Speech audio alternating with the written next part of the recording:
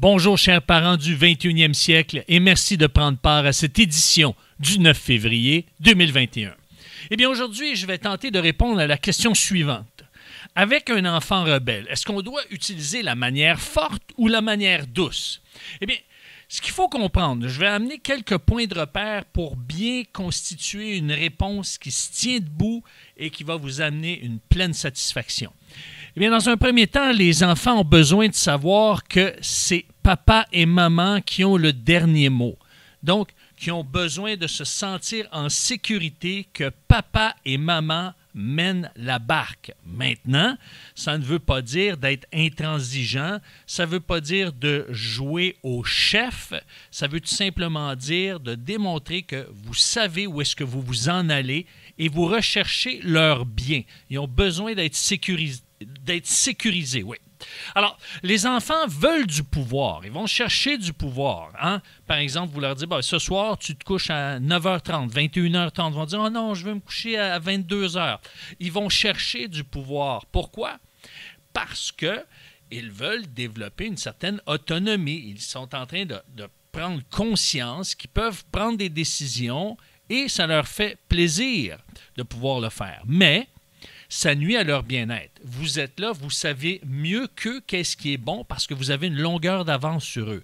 Vous êtes plus vieux, vous avez plus d'expérience. Alors, et ce qu'il faut comprendre également, c'est que quand on leur offre trop d'options aux enfants, eh bien, qu'est-ce que ça produit? Ils développent de l'insécurité.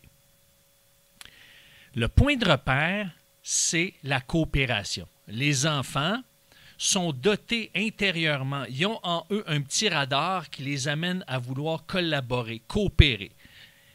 Ils doivent apprendre à le faire. Ils doivent apprendre à écouter cette petite voix-là intérieure qui les pousse à coopérer. C'est pour ça qu'ils ont besoin de parents. C'est pour ça qu'ils ont besoin d'un papa et d'une maman pour les encadrer. Maintenant, ils vont résister la plupart du temps à certaines consignes qui vont leur déplaire. Mais ils doivent avoir le droit de manifester un désaccord. Ils doivent avoir le droit d'en appeler d'une décision. Mais ils doivent savoir, dans ces cas-là, que c'est papa et maman qui ont le dernier mot. C'est eux qui décident. C'est eux qui ont le mot final. Donc, il y a un espace pour dire « Ah, je ne suis pas d'accord, je ne suis pas à l'aise, j'aime pas ça, je ne suis pas content. » Ce n'est pas parce qu'il manifeste, que votre enfant manifeste un désaccord, qu'il est nécessairement rebelle. Il a le droit de s'exprimer. Donc, ce qu'il faut comprendre, c'est qu'au siècle dernier, on disait « qui aime bien châtie bien ». Hein, c'était une expression qu'on entendait quand même assez couramment au 20e siècle. Maintenant, au siècle présent, au 21e siècle, on dit « qui aime bien dirige bien ». Alors, l'idée, ce n'est pas de chercher à punir à tout azimut ou à tout corriger, tout comportement qui dévie d'un idéal ou d'un idéalisme utopique. Non, parce qu'on peut établir un niveau de perfection familiale qui est inatteignable, que même nous, en tant que parents, on n'atteint même pas. Et donc, qu'est-ce que ça amène? Bien, ça peut pousser des enfants à simplement faire les choses pour l'image, pour le bien paraître. Et ce n'est pas ça qu'on veut. Ce qu'on veut, c'est démontrer qu'on est là pour leur bien-être. Évidemment, on peut arriver à brimer la résistance naturelle d'un enfant en utilisant la peur ou la culpabilité. Mais ce n'est pas une approche qui est saine. Ce n'est pas une approche qu'on devrait adopter. Maintenant, parce que pourquoi? Parce qu'un enfant qui, justement, est élevé dans la peur et la culpabilité, il va développer des mécanismes d'autodéfense plus tard. Il va même, dans certains cas, développer de l'anxiété et il ne pourra pas se développer pleinement, s'épanouir pleinement. Ce qu'il faut comprendre également, c'est que si on exerce une autorité sans discernement, sans tenir compte de son point de vue, sans lui laisser la liberté de réagir, eh bien, ce qu'il va faire, c'est qu'il ne se sentira pas entendu. Et là, il y a de fortes chances qu'il devienne soit rebelle, soit incontrôlable, ou faible et soumis. Vous allez dire, ah, mais s'il devient soumis, c'est bon. Bien oui et non, parce qu'en vieillissant, qu'est-ce qui va arriver? S'il développe une soumission qui est engendrée par la peur, qui est engendrée par l'intimidation parentale, en voulant le culpabiliser, eh bien à ce moment-là, ou en n'étant pas à l'écoute de ses besoins, de ses désirs, de sa réalité, de ses sentiments, bien, la soumission qui va se développer, eh bien, il va la mettre au service peut-être de mauvaises influences à ce moment-là. Et ce n'est pas sain. Donc, il ne faut jamais oublier, par contre, j'amène une nuance ici, que ce soit un enfant, un adolescent ou un adulte, quand on est confronté à un obstacle, eh bien, ce qu'on développe normalement, c'est de la créativité. On cherche des solutions pour améliorer notre sort, ou du moins pour composer avec cette réalité-là qui vient nous chercher, qui nous déstabilise ou qui nous sort de notre zone de confort. Maintenant, on utilise la créativité pour obtenir ce qu'on veut, pour se repositionner. Et on peut l'utiliser également, cette créativité-là, pour répondre à un besoin d'autrui. Maintenant, ce qui arrive, c'est que l'idée, si on a la simple vision d'amener nos enfants à obéir à des règles, à des règlements, à être soumis à des règles et des règlements, mais en n'utilisant pas de discernement, en n'intégrant pas sa contribution, eh bien, ça va être difficile de l'amener à coopérer. Pour qu'il puisse coopérer, il doit avoir sa contribution. Et aussi, pour coopérer, pour collaborer d'une manière adéquate, il doit être responsabilisé et faire preuve de créativité. Maintenant, on responsabilise un enfant tranquillement, progressivement. On va le voir tout à l'heure. Hein? À certain âge, c'est le temps d'ouvrir un peu, l'encadrement, d'élargir l'encadrement. C'est le mot que je cherchais. Donc, après l'âge de 6 ans, parce que l'obéissance doit vraiment être encadrée autour de 0 à 5 ans, 6 ans à peu près. Donc, une obéissance immédiate. On cherche justement, c'est pas nécessaire de donner toutes les raisons entre 0 et 5 ans à l'enfant, dire « Papa l'a dit, viens, fais-le ». Et donc, à ce moment-là, c'est ce qu'on appelle la phase de contrôle. L'enfant est comme équipé, il est fait pour « je suis presque aveuglément papa et maman ». Maintenant, si l'obéissance est exigée avec dureté, et ça peut être néfaste parce que ça peut brimer l'enfant, il peut devenir étroit d'esprit, ça peut l'amener à avoir une faiblesse de caractère, ou il peut être dur de cœur, ou ça peut l'amener à une certaine impuissance à réaliser ses rêves. Donc, éduquer veut dire avoir une approche calme qui ne laisse pas mes peurs en tant que parent m'amener à menacer, reprocher, ou punir pour tout et pour rien. Hein? Alors, je dois faire attention à mes propres peurs parce que parfois, mon éducation est souvent, je ne devrais pas dire parfois, parce que souvent, mon éducation parentale a été guidée par des peurs. Peur qu'il devienne un mauvais garçon, peur qu'elle devienne une mauvaise fille. Et j'ai eu des échecs. J'ai appris de mes erreurs. Et même encore aujourd'hui, je me dis, si j'avais su ou si j'avais mieux compris à l'époque, mes enfants se seraient épanouis davantage. Alors, ce qui est important, c'est d'être à l'écoute de notre enfant, de développer une écoute envers notre enfant. Quand je dis être à l'écoute, ça ne veut pas dire de céder à tous ses caprices. C'est pas ça. C'est de tenir compte du contexte, de tenir compte de ses besoins.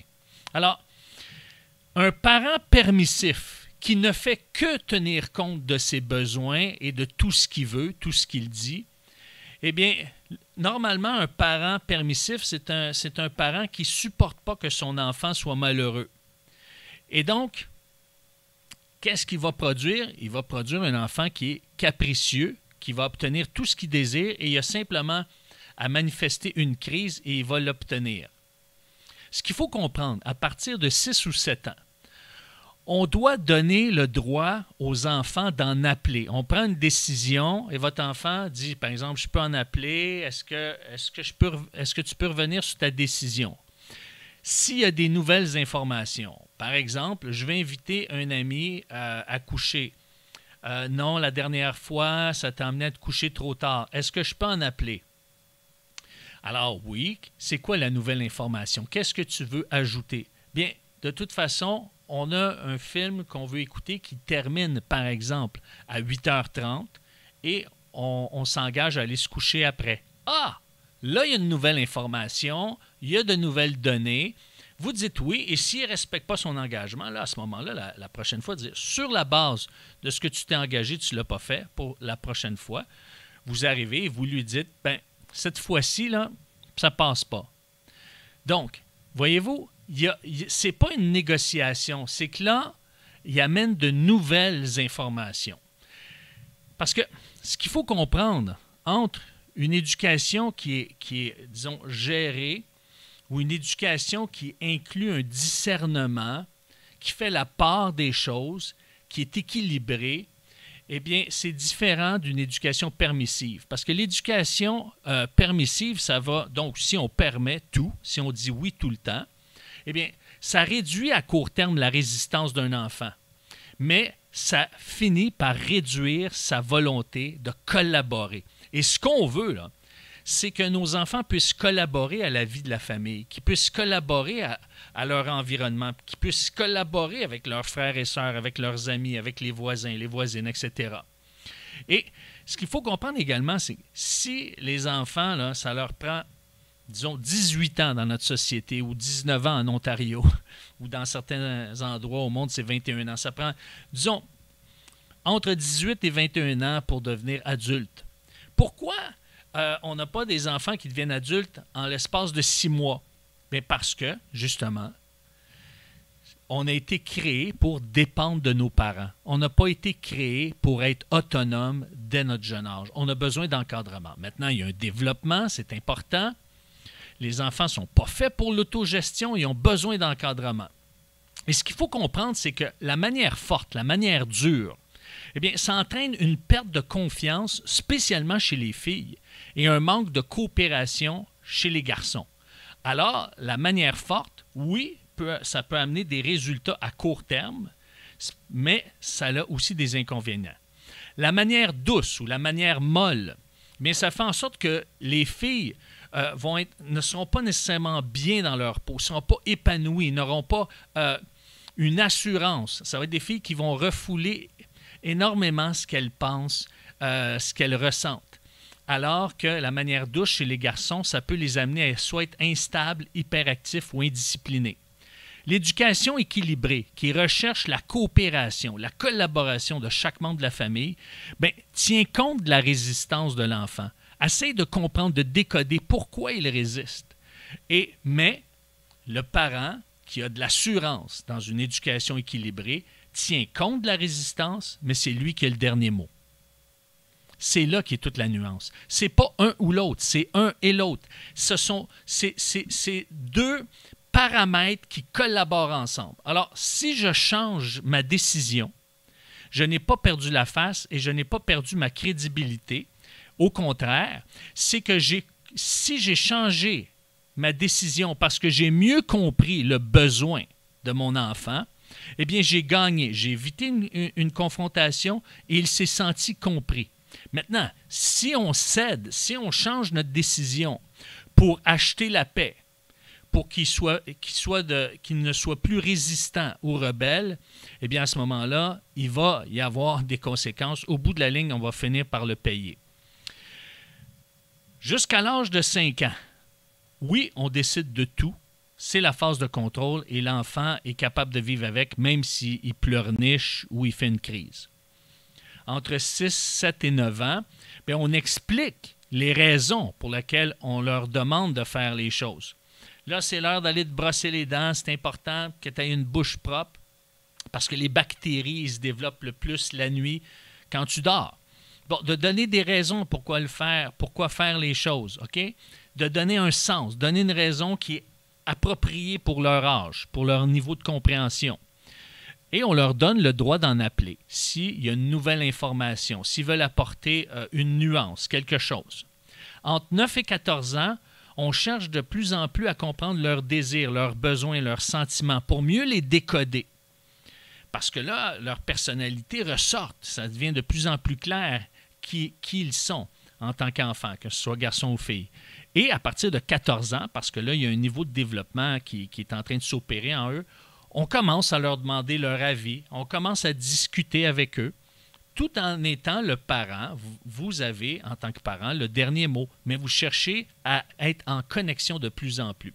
Donc, plus on cherche à comprendre le sens de sa résistance, eh bien, à ce moment-là, mieux on est capable de cerner son besoin, ses désirs et prendre une décision qui est en fonction du plus grand bien de l'enfant. Et c'est ça qu'on veut. C'est ça qu'on veut leur communiquer. Donc, que ce soit l'approche dure ou l'approche douce, eh bien, dans chacune de ces deux approches, il y a des inconvénients, il y a des conséquences.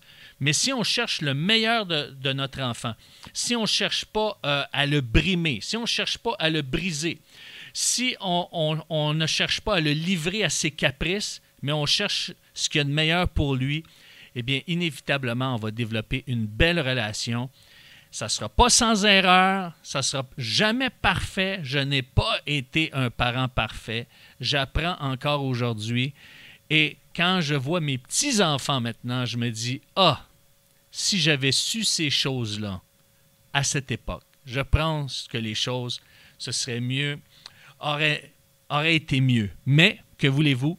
Il n'y a rien de parfait dans ce monde. Mais aujourd'hui, si vous avez appris quelque chose, s'il y a un élément qui vous a parlé aujourd'hui, eh bien, je vous invite à en discuter avec votre conjoint, votre partenaire, pour contribuer, ou ça peut être même avec vos parents ou des proches qui sont près de la vie de votre enfant, pour contribuer à une éducation qui est équilibrée et qui amène votre enfant à collaborer, à coopérer au sein de la famille.